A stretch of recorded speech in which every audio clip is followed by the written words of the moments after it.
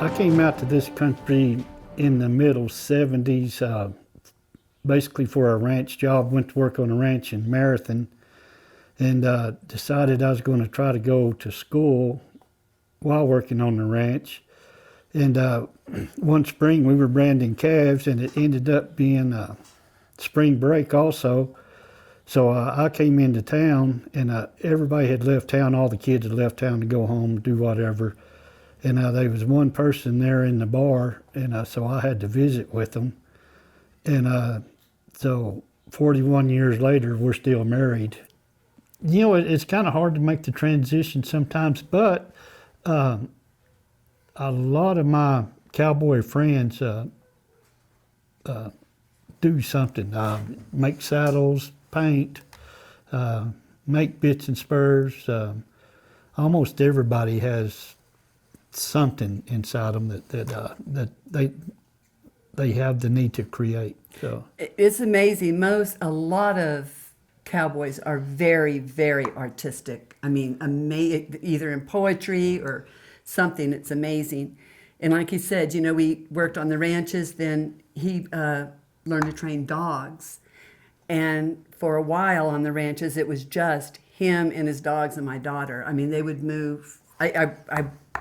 Anything he gets into, he is going to take it all the way till he's pretty much perfected it, and then he backs off, and then he goes to something else. But well, that was nice. I'll have to. Yeah, I don't say that very often. I'll give you $3. Do not put that on. That is not going to be edited. He's going to get the big head. Oh no! I'll buy you a corn dog that's somewhere in town. I've been working on ranches out here most of my adult life, and while I was doing that, and actually prior to doing that, I was shoeing horses for the public, and while doing that, I was doing a lot of work in the forge, doing ornamental forge work, such. And one day my wife asked me to make her a pair of earrings, so I did, and they kind of took off, and so I quit making bits and spurs and started making jewelry. It kind of blossomed from there. I was very lucky. I got to go take a engraving class from a master engraver in Alpine by the name of Johnny Wyatt, and just a super teacher, and I learned a lot from him, and it just kind of took off from there.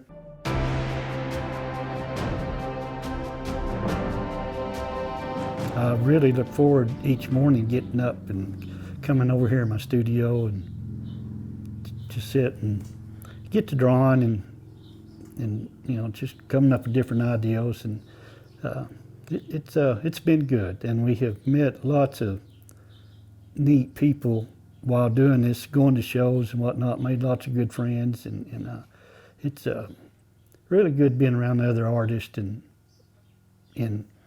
drawing energy from them also. So it's been good. So, well, I'll get an ideal in my head. I'll see something and get an ideal in my head, and then most of the time that ideal sticks, and I'll come over here in the morning with a cup of coffee, and I'll just go drawing what's kind of in the back of my mind, and it just kind of goes from there. And some of these pieces, I really don't have an ideal. I'll just get to cutting a piece of copper or something out and just kind of see where it takes me. And a lot of times I don't, it's just kind of a journey. I don't know where I'm going with it. And I was always doing something. I was always drawing, painting. I even used to carve leather a lot.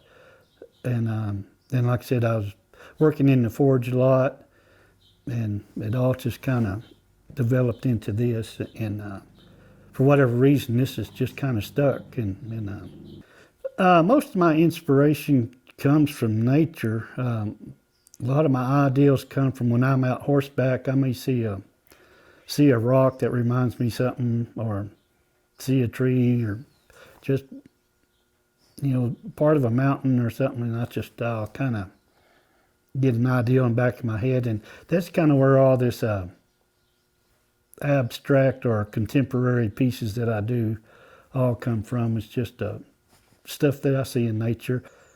You know, stuff like that. that's where my inspiration comes from. And you know, looking at clouds also, I get ideas from clouds, and as long as I can be outside, well, I always seem to come up with an idea for something. So, and I can be doing some engraving on silver, and I think, you know, that's a pretty nice cut that I just did. And I'll go visit with Johnny and see the stuff he's doing, and it puts me back where I belong. But I was at the '06 ranch.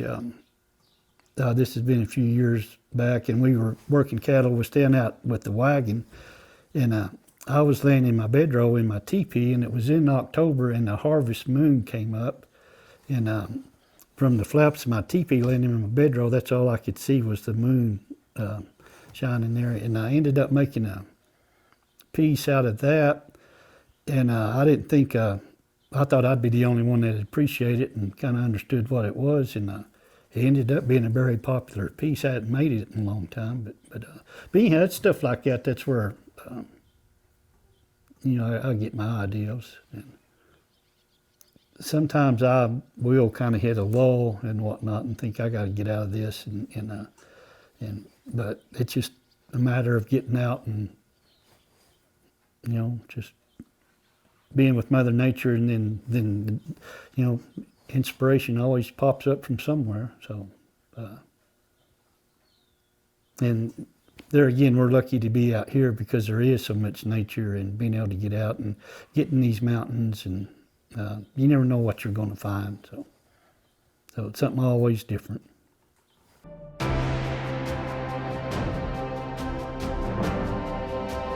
You know, I don't know if I actually have a favorite piece anymore. I'll make a piece that I really like, and I'll kind of keep it around. Well, hopefully, you know, they sell, but I keep it around a little bit. Then I get to thinking, you know, okay, I've done that, so I've got to go over here and try to do something completely different and whatnot. But that piece I was talking about of the teepee, that might have been, because that was one of my earlier pieces, and that may be up there with one of my favorites, even though it's kind of plain. But yeah, that's probably one of my favorites, is that teepee. It just brings back a lot of memories for me, being out on the wagon and staying camped out and whatnot. That it reminds me of that every time I do look at the picture of that piece. So yeah, that's probably one of my favorites. So.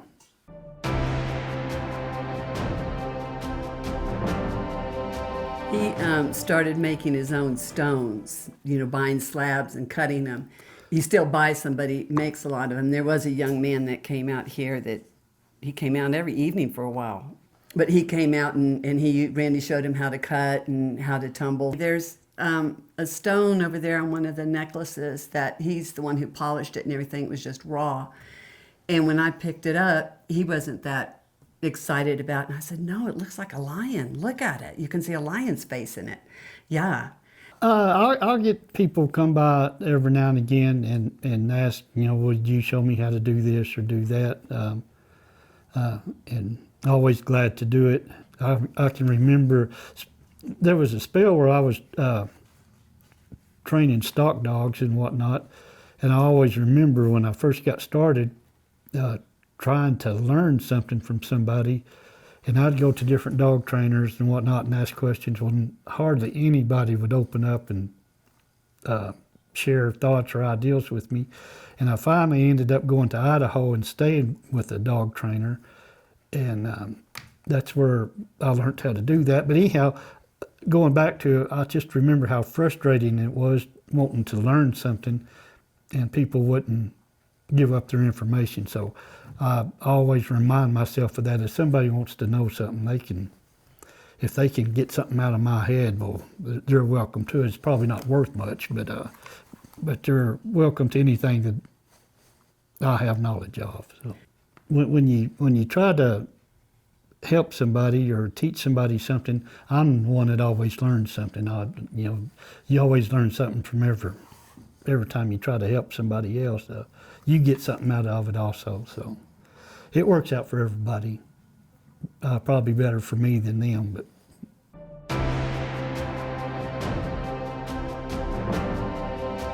you know, I guess one of the special things is the people, but you just can't beat the country. You know, we're very lucky. We get to sit out here in the evenings and look at the mountains. And now that we're getting this rain and whatnot, you know, just the way things are greening up and creeks are running, and it's just I don't know how to really word it. It's just a very, very special place, and we're absolutely very blessed to be able to live here where we do live. And